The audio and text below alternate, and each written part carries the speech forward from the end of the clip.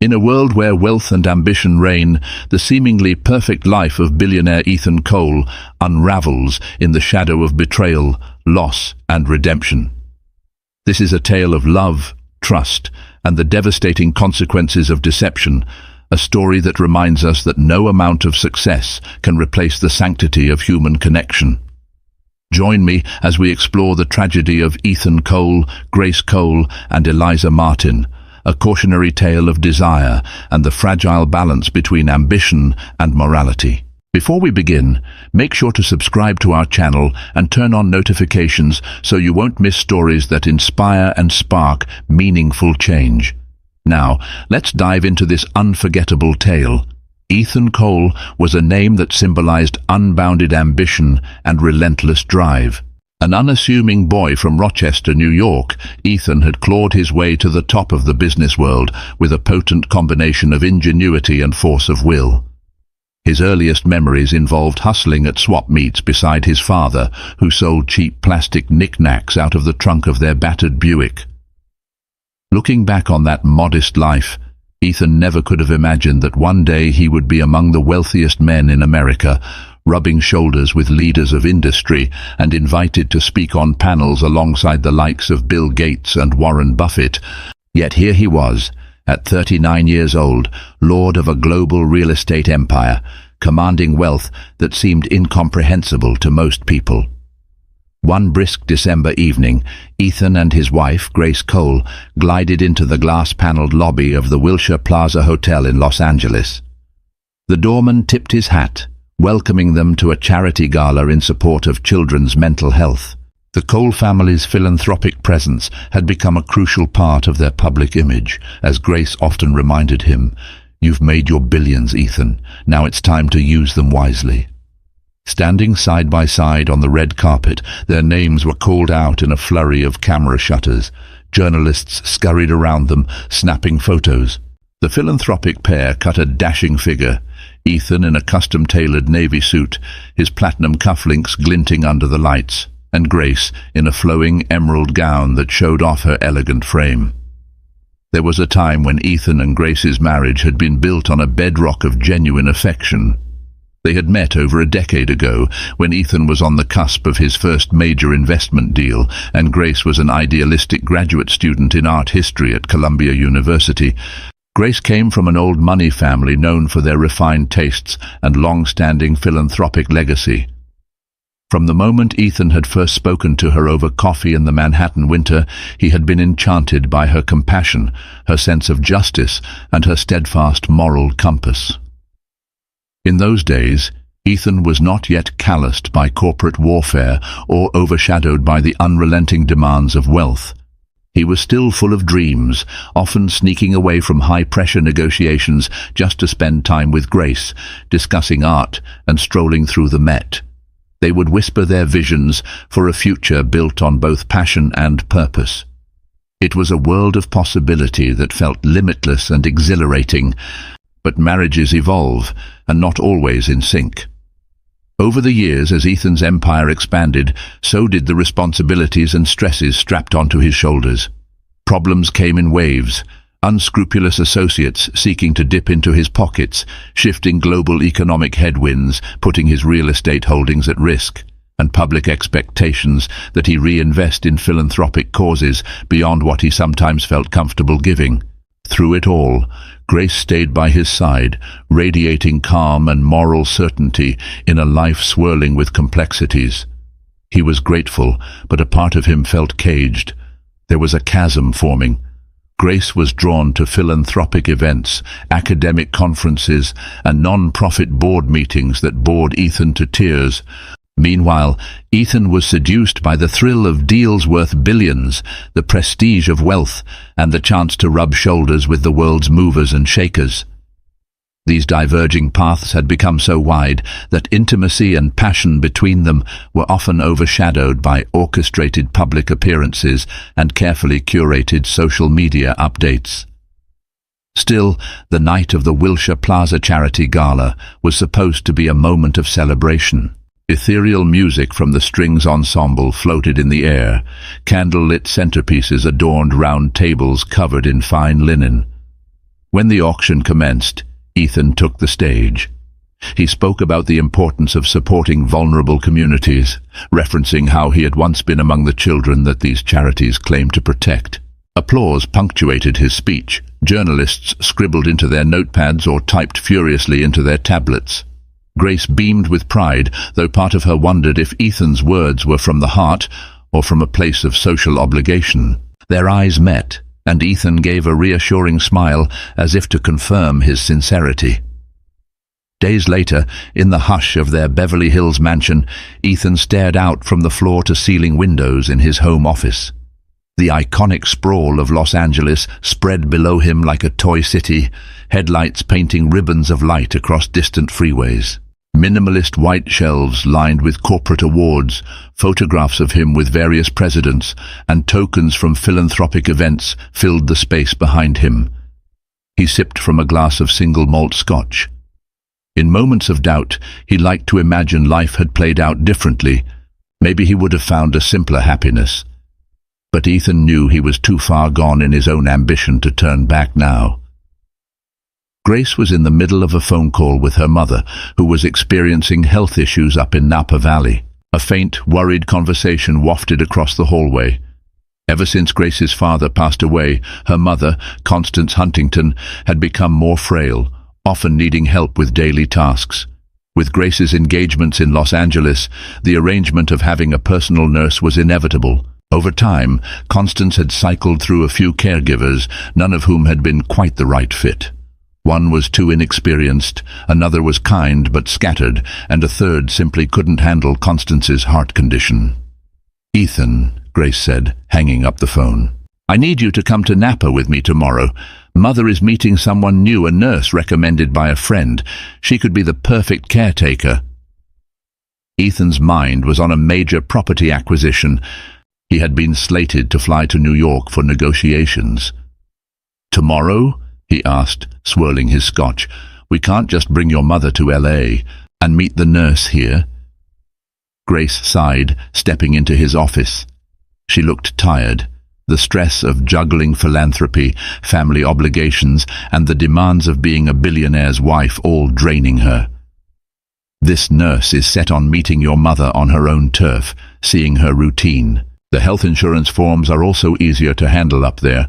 It'll only take a day or two." He relented. There was no use arguing. Grace was fiercely devoted to her mother's well-being, and it was something that Ethan, despite all his cynicism, admired about her. The next morning, they flew by private jet to Napa Valley, lush vineyards stretched out beneath them as they landed. The crisp air and rolling hills offered a stark contrast to the bustle of LA. Constance's estate lay on a gentle slope, overlooking miles of well-tended grapes and old oak trees. The main house was an elegant two-story villa with Mediterranean-style arches.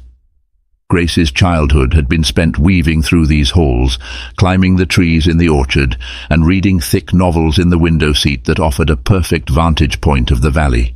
The caretaker's quarters were a modest wing near the rear of the house, close enough to respond in any emergency, yet far enough to afford privacy. Ethan felt a wave of nostalgia. In the early days of dating Grace, he had visited here often. She used to tease him about how he looked uncomfortable in his meticulously polished loafers, trying to navigate the gravel driveway without scuffing them. Back then, her mother was robust and spirited, an excellent hostess who believed in dinner parties for every life occasion. But the passage of time had not been kind to Constance. Now she spent much of her day resting or in the garden for mild walks. Once inside, Grace guided Ethan to the family room. He spotted Constance in a rose-embroidered armchair, sipping tea. Despite her silver hair and the lines on her face, there was an undeniable aura of grace about her. She greeted him warmly before pointing down the hallway. "She's arrived already," Constance said, a slight smile on her lips. "Eliza Martin. She's just putting her things away in the caretaker's quarters." Grace smiled, clearly relieved. "Thank you for doing this, Mother. I really believe she'll be the perfect nurse for you." In that moment, If anyone had told Ethan that this unassuming nurse, Eliza Martin, would soon upend his life, testing every ounce of loyalty and morality he had, he would have laughed. From where he stood, this was just another staff addition, another person in the background. Ethan looked toward the hallway, expecting to greet the new hire. He planned to say the usual pleasantries, perhaps a handshake, and then slip away to manage business calls. In his mind, the nurse was just another figure passing through the orbit of the wealthy Cole family. Little did he know that his illusions of control were on the brink of destruction. It was an irony that in a life orchestrated around monumental sums of money, the real storms often stemmed from the heart. As Ethan was about to learn, ambition without emotional grounding could make one dangerously susceptible to temptations lurking in the shadows. And so began the subtle unraveling of the perfect image Ethan Cole had so painstakingly built around himself. Ethan had barely set his phone on silent, ready to momentarily escape the constant barrage of emails, when he felt Grace's gentle nudge on his arm. "She's here," Grace whispered. He looked up, curiosity dancing in his eyes, to see a young woman step through the hallway. She was dressed in an understated white blouse and dark slacks, practical attire for a professional nurse, yet there was something about her that felt unexpectedly poised. Eliza Martin had a warm but reserved smile. She carried herself with a quiet confidence that belied her slender frame, and her auburn hair was pulled back in a neat ponytail. "Mrs. Huntington, it's such a pleasure to meet you," she greeted Constance with a soft handshake. Then her gaze flicked momentarily to Grace, and Ethan could have sworn he saw a glint of recognition pass between them. But before he could place it, Eliza turned to him. "This is my husband, Ethan Cole," Grace introduced politely. Eliza nodded. "Mr. Cole, a pleasure," she said, offering her hand. He took it, noticing her handshake was firm and deliberate. There was something in her eyes, intelligence, or perhaps a trace of bemusement he couldn't quite decipher. But Ethan dismissed the thought, assuming she was simply adjusting to new surroundings. Grace remained busy showing Eliza around the estate, pointing out her mother's schedule, medication routine, and dietary restrictions. Ethan excused himself to make a business call from Constance's study, pausing at times to overhear fragments of conversation between Grace and Eliza. He caught words like stable vital signs and regular checkups. All standard procedure, he told himself. That evening, Grace insisted everyone gather for a simple dinner, including Eliza, who at first declined, saying she preferred to eat in her quarters. But Grace insisted she join, explaining that she was not just a nurse, but also someone they wanted to welcome into the household. "Please, Eliza, you're going to be part of our daily life here," Grace said with genuine warmth. Eliza hesitated, glancing at Ethan. Finally, she relented, taking a seat at the rustic dining table. Constance was at the head, quietly sipping soup while listening to the conversation swirl around her. Ethan, on Constance's right, used the moment to observe Eliza. He noticed she was not starstruck by the wealth displayed around her, a polished marble floor, glimmering chandeliers, expensive silverware. In fact, she seemed comfortable, as though wealth did not intimidate her. That alone set her apart from most new hires in Ethan's orbit. "So, Eliza," Ethan said, trying to be conversational, "how did you decide on a career in nursing?" She paused, carefully lowering her spoon. "I've always been drawn to caring for people," she replied. "I was close to someone who was very ill during my teenage years, and it changed my perspective on life. I realized that health is fragile, and sometimes a kind word or professional support can make all the difference." Grace nodded encouragingly, while Constance gave Eliza a grateful glance. Something about Eliza's voice was soothing, ethereal almost. In that moment, Ethan felt a peculiar pang, an odd sense of familiarity he couldn't place. It nagged at him like an itch. He tried to push it aside. After dinner, Grace walked with Eliza through the corridor, detailing certain aspects of the estate's security system and emergency protocols. Ethan was left alone to finish his wine in the living room. The fireplace crackled. He caught a glimpse of Eliza's reflection in a nearby mirror, her eyes flicking in his direction for the briefest of seconds before she disappeared into the hallway. The days stretched into a week, and Ethan found himself staying longer than intended in Napa. Partly, he wanted to ensure the new nurse was genuinely competent before leaving Grace's mother under her care. Partly, his flights to New York kept getting postponed due to ongoing negotiations, a convenient reason to remain in the picturesque estate. Constance seemed more at ease, sleeping better, and occasionally surprising them by moving around with more energy. Eliza's presence was undeniably beneficial. However, an undercurrent of tension began to thread itself through each day. Small moments, Ethan catching Eliza studying him from across the room when she thought he wasn't looking. A conversation halted the moment he stepped near. Grace would sometimes flash an odd expression at Eliza, as though recalling an old memory, but unable to piece it together. Ethan sensed there was a history between them, though Grace never mentioned it explicitly. One afternoon, while Constance was napping, Ethan decided to take a walk through the vineyards. The sky was clear, with the sun's warmth mellowed by a gentle breeze. He strolled through rows of meticulously cultivated vines, recalling the early days when Grace had invited him to harvest grapes. He'd been embarrassingly clumsy. He was lost in thought when he heard footsteps behind him.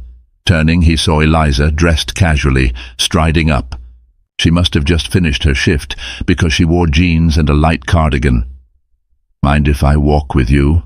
she asked. Ethan hesitated only briefly before nodding. Side by side they ambled through the vines, the setting sun dipping behind the rolling hills. He waited for her to speak, but she was silent, occasionally looking around as though absorbing the beauty. Finally, Ethan broke the quiet. "How are you settling in?"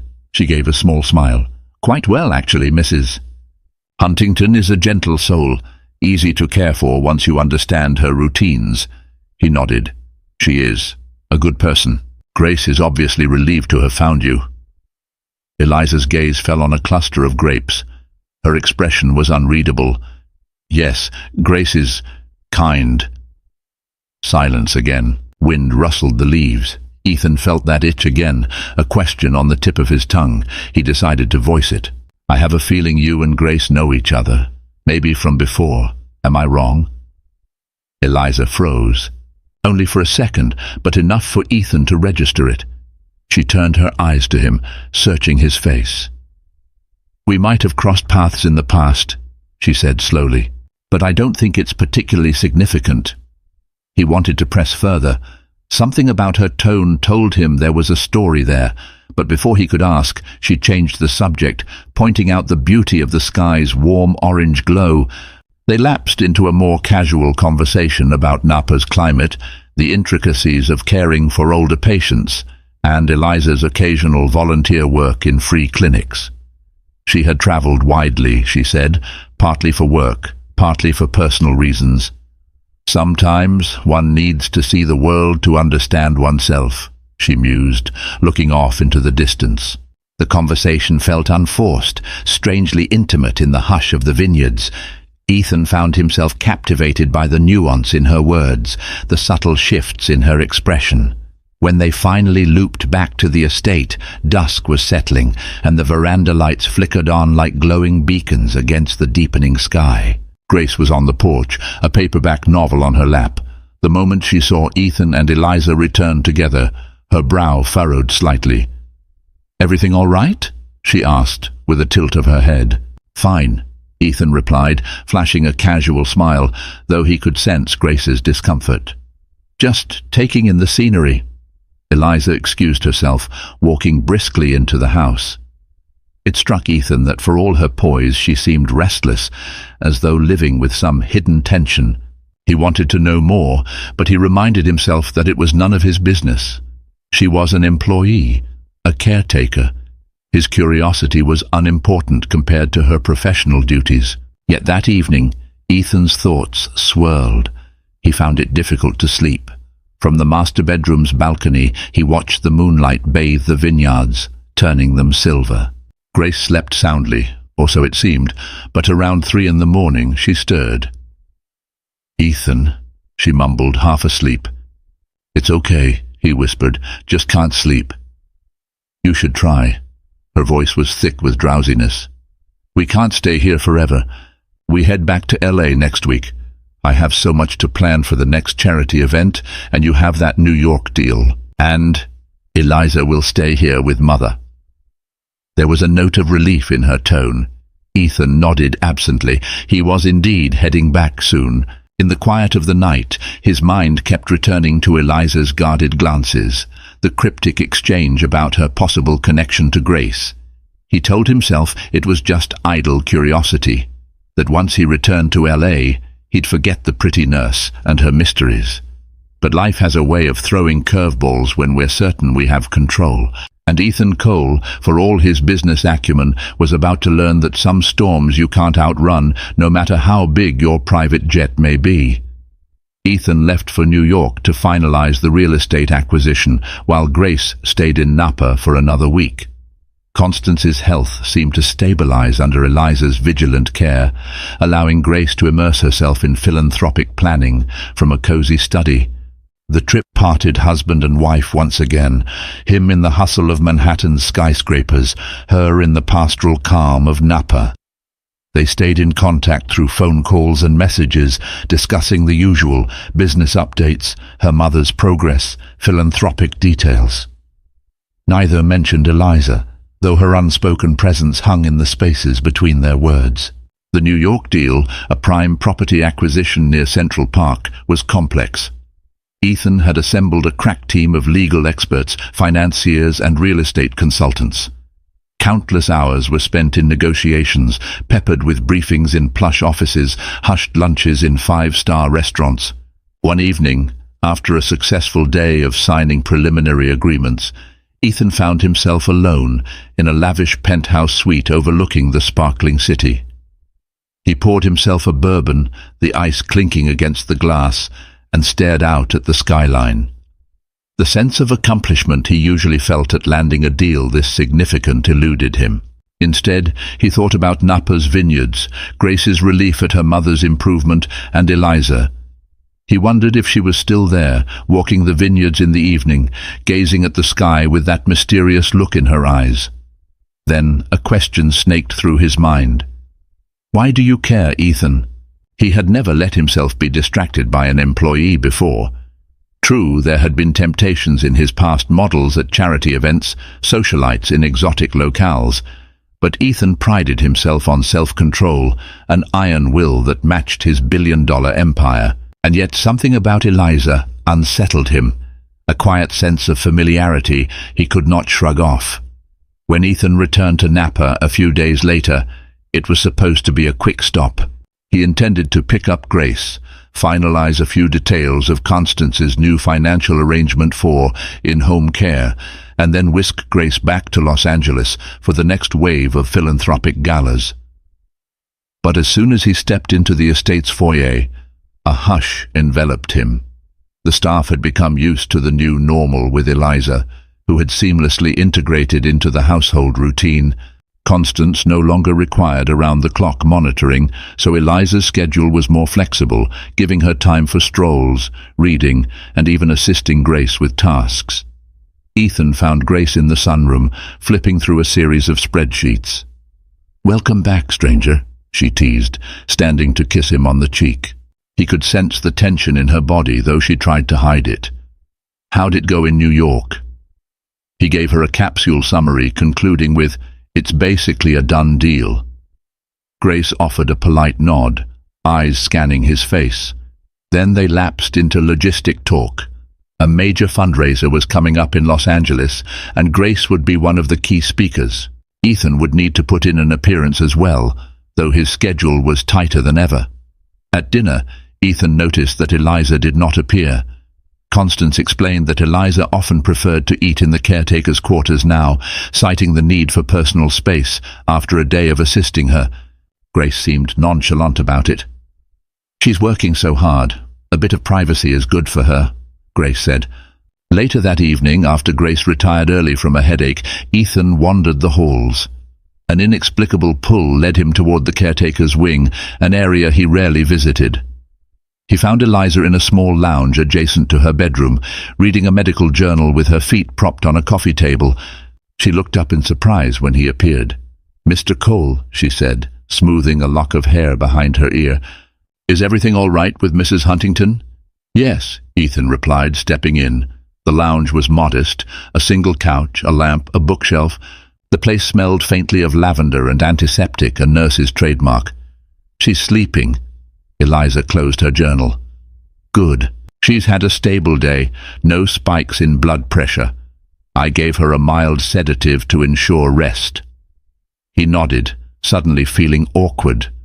A silent moment stretched between them. He cleared his throat. "I suppose I just wanted to see how you're doing. Grace mentioned you like your privacy, so I hope I'm not intruding." She studied him as though weighing his words. Eventually, she offered a small smile. "I appreciate you checking in. It's been interesting living here, different from other assignments." "How so?" he asked, genuinely curious.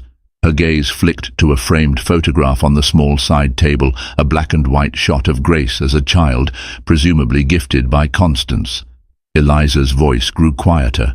"Sometimes caring for the wealthy can be isolating for a nurse. You're around so much opulence, but you're part of the staff, so it's easy to feel out of place." Then, as though catching herself revealing too much, she sat up straighter. "Not that I'm complaining. Mrs. Huntington has been kind." Ethan took a seat in an armchair across from her. Something in her expression invited deeper conversation. "Is that the only thing that's different?" he probed, trying to catch the subtle shift in her eyes. "I sense you've known Grace from before. You both act like you've crossed paths." Eliza paused, exhaling softly. We crossed paths many years ago, briefly. We didn't really become close friends or anything. It's not something worth mentioning, especially since we never kept in touch." He felt that tension swirl in the small lounge. The rational part of him knew he should stand up, bid her a good night and leave her be. But something else, a curiosity fueled by deeper impulses, kept him rooted to the spot. "Eliza," he said gently, "I don't mean to pry, but if there's history between you two, you can trust me. Grace is my wife. I care about anything that concerns her." Her eyes flashed. For a fleeting second, Ethan saw something akin to pain, but then she composed herself, offering a tight smile. "Your concern is touching, but there's nothing to tell. I promise. Just an old classmate scenario from years ago, nothing dramatic." He nodded slowly, not entirely convinced. Yet pressing further felt intrusive. He rose, giving her a polite nod. "If you ever want to talk, I'm available," he offered, though he wasn't entirely sure what had compelled him to say that. She nodded, her cheeks coloring faintly. "Thanks." He left, a swirl of conflicting emotions trailing in his wake. Later that night, while lying beside Grace, he gazed at her sleeping form, guilt nibbling at him. He told himself it was mere curiosity, the same compulsion that made him a ruthless businessman who never left a stone unturned. But in the recesses of his mind, he sensed the attraction he felt for Eliza was more than intellectual curiosity. He could not deny the flickers of desire that had started to bloom. Events escalated quickly. Over the next few days, Ethan found excuses to linger in Napa, brushing off urgent emails from New York, ignoring the mounting demands from the LA philanthropic circle. For reasons he refused to admit, each day he concocted some business reason to stay. He needed to oversee final paperwork for Constance's insurance. He had to confirm details about the new security system. The real truth was that he wanted more conversations with Eliza. He craved glimpses of her subdued smile, the soft hush of her voice. One warm afternoon, Ethan arrived at the caretaker's quarters under the pretense of checking an electrical problem in the house. He'd claimed to the staff that some lights were flickering, an outright fabrication. He found Eliza on the patio, a book on her lap, overlooking a small flower garden that Constance's father had planted decades ago. She stood up, startled. "Mr. Cole? Did something happen to Mrs. Huntington?" He shook his head, stepping forward. "No, Constance is fine. I just—" He hesitated, glancing around as though searching for something. "I might have made an excuse to come see you." Eliza's eyes widened, and colour rose to her cheeks. "Why?" she asked, voice trembling slightly. He swallowed. The honesty that poured out surprised even himself. "Because I can't stop thinking about you." The words hung heavy in the air. Eliza's face registered an internal war. She pressed her lips together, then exhaled. "This is a bad idea," she whispered. Ethan nodded, stepping closer. The soft buzz of insects circled in the bright afternoon sun, while distant chatter from the estate staff occasionally wafted through the air. "I know," he said, and he took her hand gently. "I can't help it. There's something about you." She tried to pull away, but not entirely. Her eyes glimmered with tears that threatened to spill. "Ethan, I'm your wife's employee. I take care of her mother. This is all kinds of wrong." He gently let go of her hand, conscious of the boundary they were poised to cross. "We're both adults," he said, his voice low. "I'm not asking for anything more than a conversation, a chance to know you, really know you." She shook her head, stepping back, her arms wrapping protectively around her torso. "No, I can't. Not here. Not now." Her voice wavered. "Please, just respect that." A sense of shame mingled with desire in Ethan's gut. He closed his eyes, inhaling deeply. "All right," he said, stepping away. "I'm sorry. I won't push you." Yet the flame of forbidden attraction had been lit, and deep down he suspected this was only the beginning. That night, Ethan lay awake, mind racing through the consequences of what he was feeling. Grace had been nothing but devoted, and though they were distant, he knew she still cared. One reckless move could unravel the entire life he built. But the more he fought it, the stronger the pull toward Eliza became. He reasoned with himself, maybe it was just an infatuation, something that would fade. Or maybe it was a sign of deeper dissatisfaction with his marriage, a symptom of a life that had grown stale and predictable. Days passed in an agonizing dance of avoidance and attraction. Eliza made herself scarce, leaving Ethan to pace restlessly across the estate. He found reasons to corner her, short interactions that burned with unsaid words. Each time she exuded a turmoil that mirrored his own, an undeniable desire tempered by shame and fear. In the midst of this emotional storm, Grace, oblivious to the mounting tension, prepared for their return to Los Angeles. The private plane was scheduled for the next week. She spent her days finalizing Constance's care instructions with Eliza, cross-checking medication lists, ensuring the staff was well informed.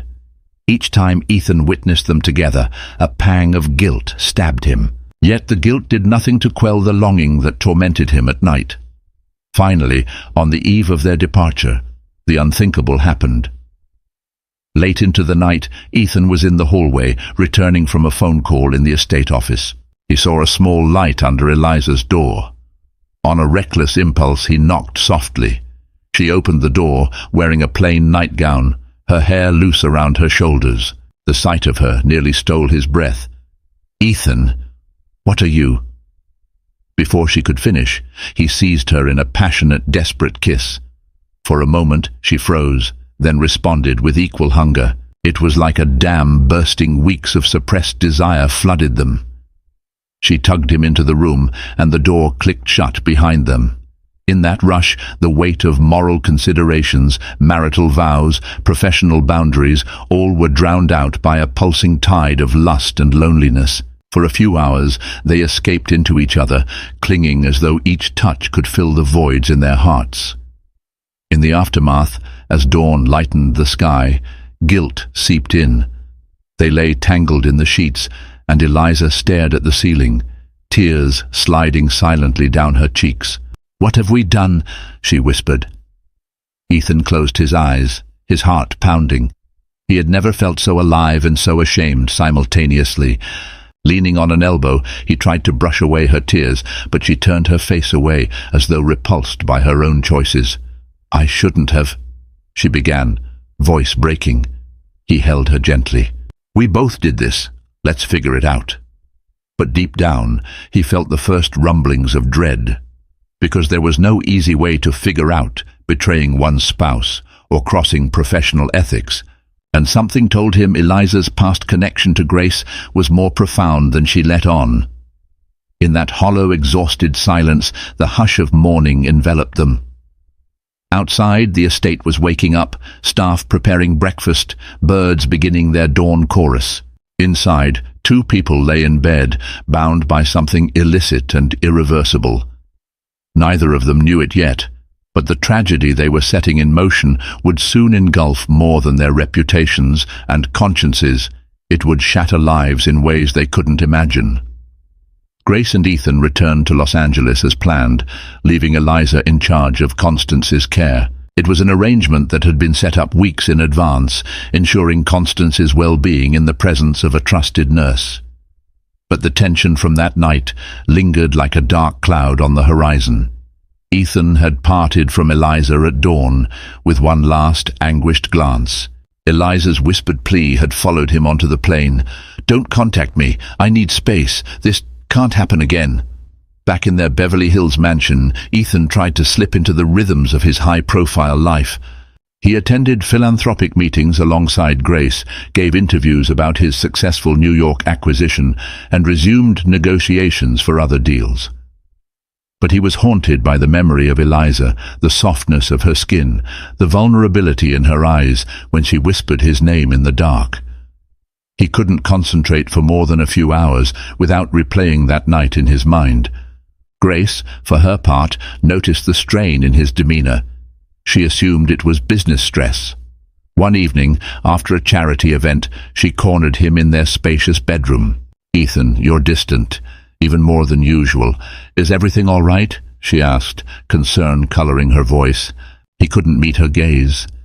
"It's fine, Grace, just the usual investment headaches."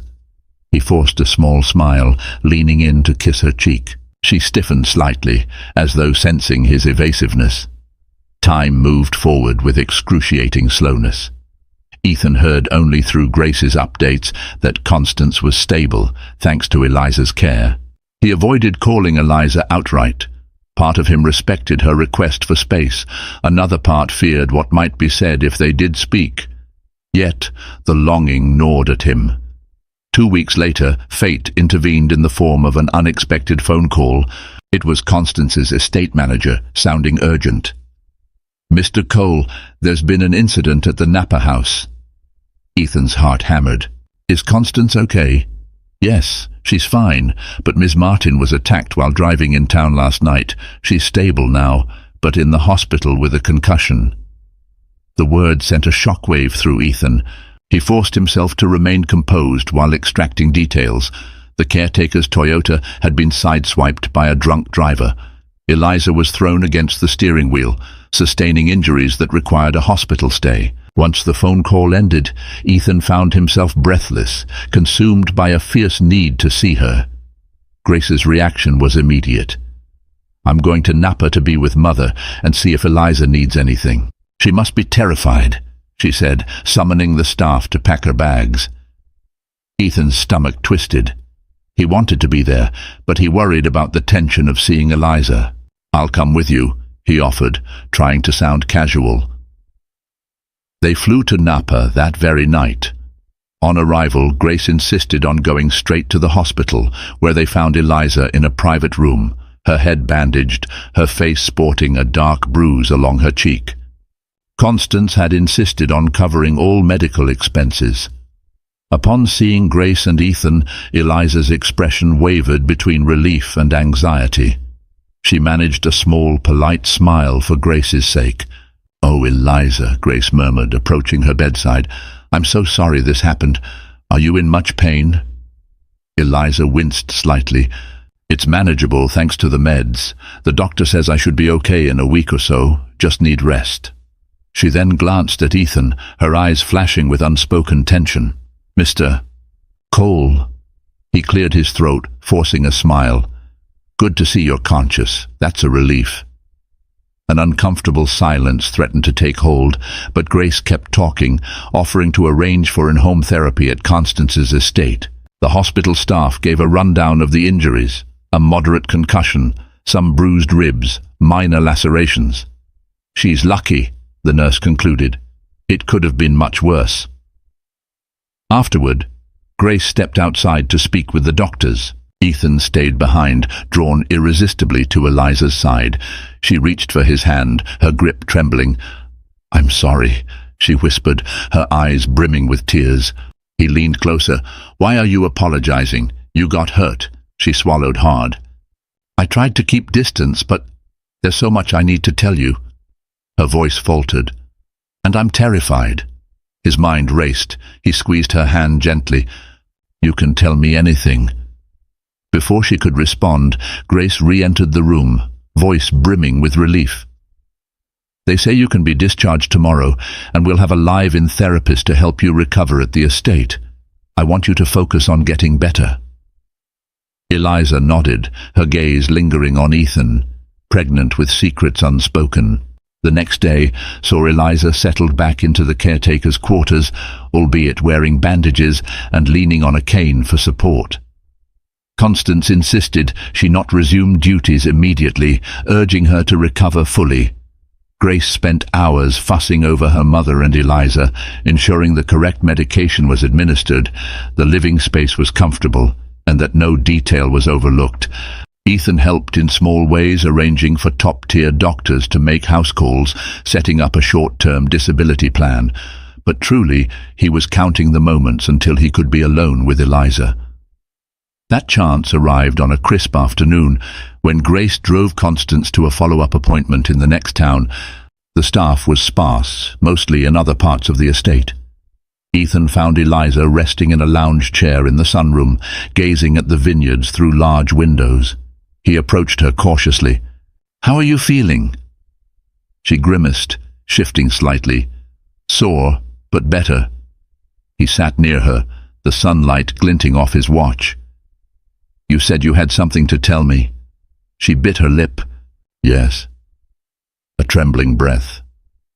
"This might change everything, Ethan. I knew Grace back in college. We were roommates for a semester. She was kind, but I wasn't in a good place. I struggled financially, took questionable jobs. I was embarrassed. Then something terrible happened. My younger sister died from a rare condition. I left college to care for her during her final weeks. Grace offered help, but I was too proud or angry at the world to accept." Tears rimmed her eyes. Ethan squeezed her hand softly. "I'm so sorry." She continued, voice shaking. "Fast forward years later. I became a traveling nurse, got involved in some relationships that ended badly. Last year my father fell ill, and we sank into debt. I heard Grace had married a billionaire. She was living a life of privilege, continuing her philanthropic works. For a while, I resented her. She offered me help once, but I refused, and now she's living in this mansion with everything she could ever want."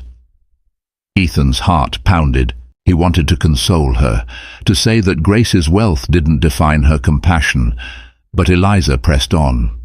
"When I applied for this job, I did it partly because I needed the money, and partly because a mutual friend told me Grace was looking for a nurse for her mother. I never intended to have any involvement with you. That was never my plan. But when I saw you, I recognized the same cracks in you that I have in me, and everything got complicated."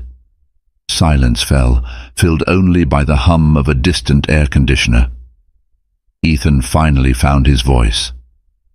"Eliza, that doesn't change how I feel about you, or how I feel about Grace. I'm torn, but that's the truth." Her eyes closed. "I care about you too, but this can't go on. If Grace knew, she'd be devastated." The mention of Grace's potential heartbreak weighed on him like a mountain. He stood up, pacing, raking a hand through his hair. "I know," he admitted. "I don't want to hurt her, but—" He cut off, emotion choking him. Eliza's voice, soft but resolute, filled the room. "It has to stop, Ethan. I can't be responsible for breaking her. She once tried to help me when I had nobody. She's not just your wife, she's the only person who ever showed me unconditional kindness when I was at my lowest." Tears finally spilled down Eliza's cheeks. Ethan knelt beside her, wrapping his arms around her trembling shoulders, feeling his own tears threaten to surface. They stayed like that for several moments, an embrace weighted with guilt, regret, and an impossible longing. "You're right," Ethan murmured. "We have to end this." Little did either of them know, fate still had a cruel twist in store. For Grace, who had unwittingly dedicated her life to bridging social gaps and healing wounds, was about to find herself at the epicenter of a betrayal that would send shockwaves through every relationship in her life. That evening, as Grace returned with Constance, Ethan resolved to bury the affair and never speak of it again. He was determined to distance himself from Eliza, to treat her with the professional courtesy befitting her role. He had thought it would be simple enough, a quiet resolution that left his marriage intact, Grace unhurt, and Eliza with her dignity. But secrets have a way of surfacing, and hearts rarely relinquish desire just because the mind insists on it. Even as Ethan tried to appear calm at dinner, the tension in the air was palpable. Grace looked at him strangely, as if reading the unsaid turmoil behind his carefully neutral expression. Meanwhile, Eliza avoided eye contact, her posture rigid, and indeed, the unspoken drama would soon ignite like a tinderbox. The seeds of tragedy were sown, ready to burst into flames in a final, inevitable reckoning. A week passed in uneasy silence. Eliza's health improved, her bandages removed, her limp less noticeable. She fell back into her caregiving routine. Ethan and Grace were due to leave Napa again soon, with Grace planning another philanthropic tour. As the flight date neared, Ethan steeled himself to leave Eliza behind once more, clinging to the hope that physical distance would quell the tumult in his heart. But 2 nights before their departure, a confrontation shattered the precarious balance. Grace had been rummaging through a spare closet for an old family photo album. She stumbled upon a crumpled piece of paper, an airline ticket stub from a flight Ethan had supposedly cancelled. It was from the very week he'd extended his stay in Napa without a concrete explanation. Suspicion kindled in her mind. After a bit of investigative fervor, she unearthed more inconsistencies, receipts for late-night meals that Ethan had never mentioned, odd times he'd claimed to be handling business issues at the estate. Nerves twisting in her gut, Grace decided to keep her findings private until she could speak to Eliza. That same night, as the moon hung low over the vineyards, she found Eliza organizing medication in Constance's room. Grace closed the door softly, her expression resolute. "Eliza," she said in a hushed tone, "I need to ask you something personal." Eliza glanced at her, eyes flicking anxiously. "Sure." Grace hesitated, pressing her lips together. "Has my husband Ethan done anything to make you uncomfortable?" Eliza nearly dropped the pill bottle. She recovered quickly, shaking her head. "No, Grace, of course not. He's been polite." Grace studied her, searching for any hint of deception. "Because I've noticed changes in his behavior. He's secretive, distant, and I don't know. I felt this tension, especially when you're both in the same room." Eliza's hand trembled as she placed the bottle on the bedside table.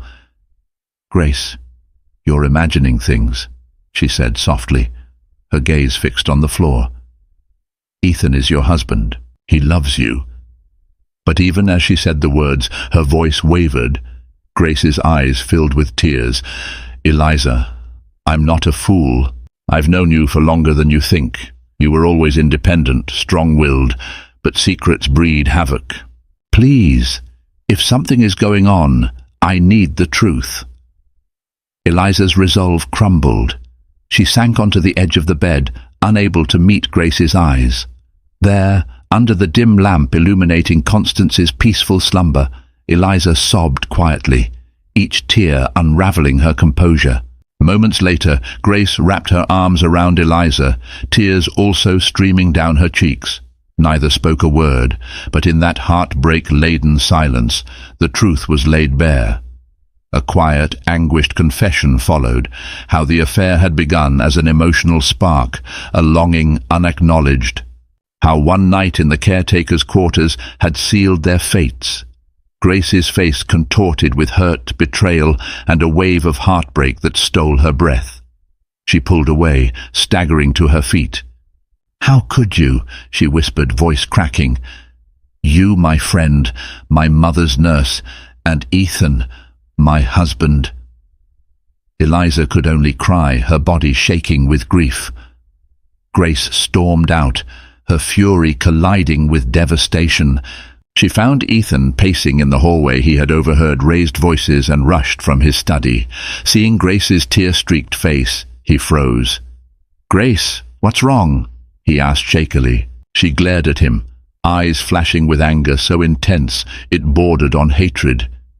"You did this," she hissed, words trembling with the force of her emotion.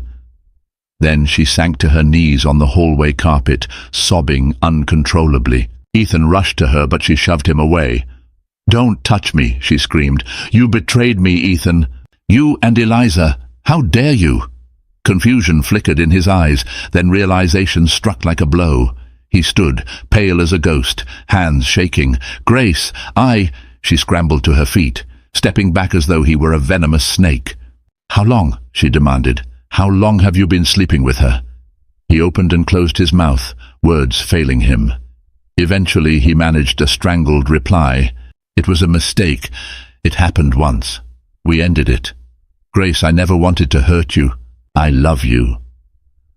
But the words sounded hollow in the echoing corridor, overshadowed by the magnitude of betrayal.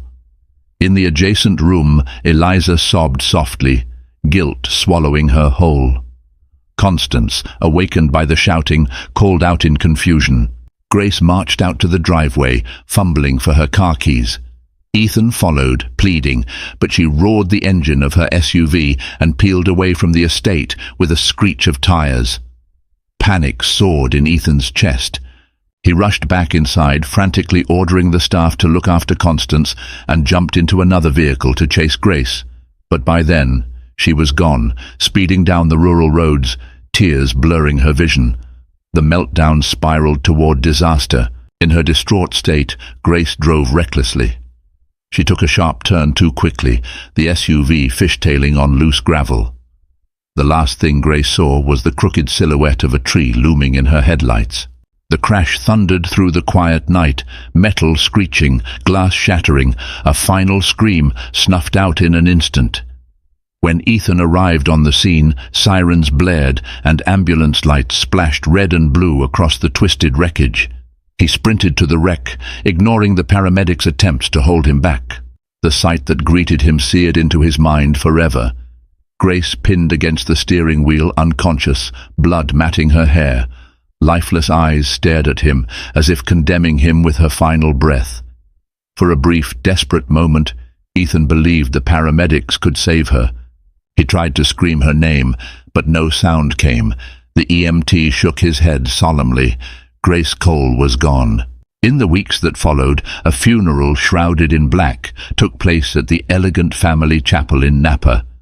The press circled like vultures, picking up rumors of tension in the Cole marriage, the suspicious circumstances of Grace's sudden drive at night. To the public, the official story was that she died in a tragic accident.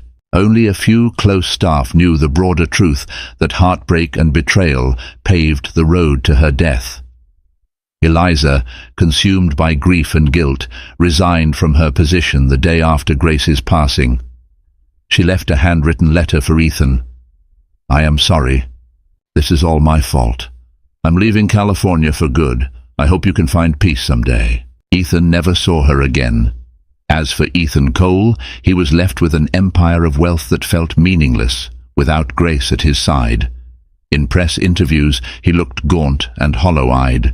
He continued his philanthropic efforts in her name, building foundations to support mental health services, trying to atone for a guilt too heavy to ever truly absolve. Some nights he sat alone in their Beverly Hills mansion, haunted by memories of Grace's gentle touch, her earnest smile, and the tragedy that stained every corner of his existence. In an attempt to salvage something of worth from the wreckage, Ethan poured resources into the Grace Cole Foundation for community healing. Clinics were built in underserved areas, scholarships were established for aspiring nurses, and irony never lost on him. He named one of the scholarships after Eliza Martin, though he never reached out to her again. He didn't even know if she'd discover his quiet tribute. It was simply his way of acknowledging a love that was as illicit as it was tragic. Years later, those who knew the story spoke in hushed tones about the billionaire who lost his wife and vanished from the social scene soon after. Some claimed they spotted him in remote corners of the world, working incognito as a volunteer, trying to do penance. Others whispered that he eventually found Eliza, and they started a new life. But nobody knew for sure. The only certainty was that one fateful night had shattered the veneer of wealth and ambition, laying bare the raw, destructive power of desire and betrayal. In the end, the cautionary tale of Ethan Cole, Grace Cole, and Eliza Martin resonated far beyond their circle. Their story became a parable of moral frailty, the fragile balance between ambition and love, and the devastating consequences of deception. For those who heard it, there was a single takeaway that emerged like a quiet beacon of truth. No amount of money, prestige, or carefully cultivated image can replace the sanctity of trust, and once broken, that trust can lead to irreparable tragedy. The Cole Foundation continued to flourish, ironically championing the ideals Grace had always held dear: compassion, authenticity, and resilience in the face of life's hardships. Perhaps that was Ethan's final gift to the woman he had so deeply wronged, dedicating the remnants of his broken empire to the greater good. In doing so, he kept a fragment of Grace's spirit alive, a testament that out of the darkest tragedies, a flicker of hope might still emerge. In remembering her life, many spoke of Grace as an angel of kindness, a guiding light for the powerless. And in the echo of her death, they learned this solemn truth: resilience is born from facing our deepest regrets. Genuine connection transcends the illusions of wealth. And authenticity is found only when we confront who we truly are, even if it takes a lifetime to atone for one ill-fated night that changed everything. If this story moved you, please like and subscribe for more tales that inspire deep thought, foster understanding, and explore the complexity of human emotions. Together, let's learn from these narratives and strive to be better in our own lives.